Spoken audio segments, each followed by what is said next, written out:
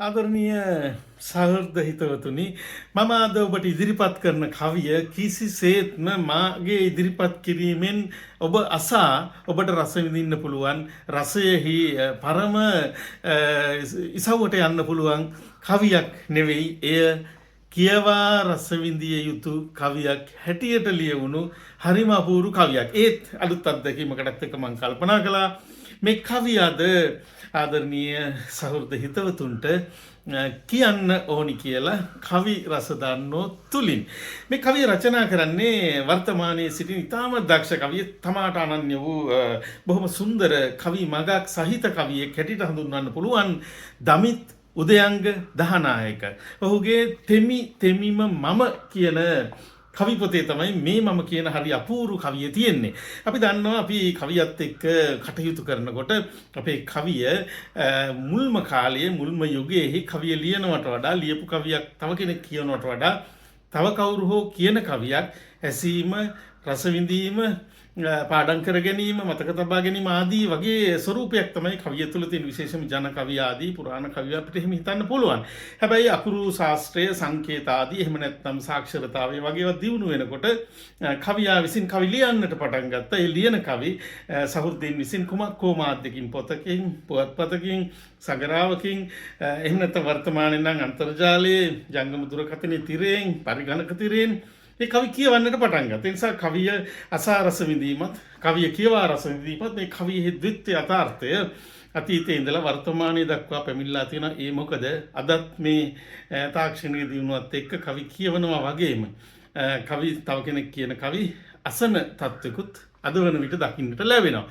කෙසේ නමුත් මේකෙන් වඩාත් හොඳ ක්‍රමය මොකක්ද කියලා කියන්න අපිට තේරෙන්නේ නැති වුණාට ඔබ විශ්වාස කරන්න ඇතැම් කවි තියෙනවා ඒවා අනිවාර්යෙන්ම තව කෙනෙක් කියන එක අහනවට වඩා ඒවා අනිවාර්යෙන්ම සිය දෑසින් කියවා රස විඳිය යුතුයි. එසේ වුවොත් පමණමයි ඒ කවියේ අභිලාෂය වෙත ඒ කවිය පරමාර්ථය වෙත ඒ කවිය පරමාර්ථය වෙත ගමන් කරන්නේ. මේක අන්න එහෙම හරිම අපූරු කවියක් හැටියට හඳුන්වන්න පුළුවන් දමිත් උදයංග දහනායකගේ කවිය. ඇයි මම එහෙම කියන්නේ කියලා ඔබට වැටහෙවි. මේ කවියට නමක් එහෙම නැත්නම් මාතෘකාවක් දකින්නට ලැබෙන්නේ නැහැ. මේ පොතේ තෙමිම මම කියන පොතේ 47 වෙනි කවිය හැටියට මේ කවිය හඳුන්වන්න පුළුවන්. පුංචි කොටස් දෙකකින් යුතු ප්‍රමාණයෙන් ඉතාමත් කුඩා කවියක්. පටන් ගන්න මෙන්න මේ විදිහට නැවතුණත් සියලුම සබඳකම් නොහැකිද කවියකින් මට ඔබව අමතන්න. නැවත මම කියන්නම්. නැවතුණත් සියලුම සබඳකම් නොහැකිද කවියකින් මට ඔබව අමතන්න. කවියෙහි අවසාන කොටස මෙන්න මේ විදිහට ලියලා තියෙන්නේ.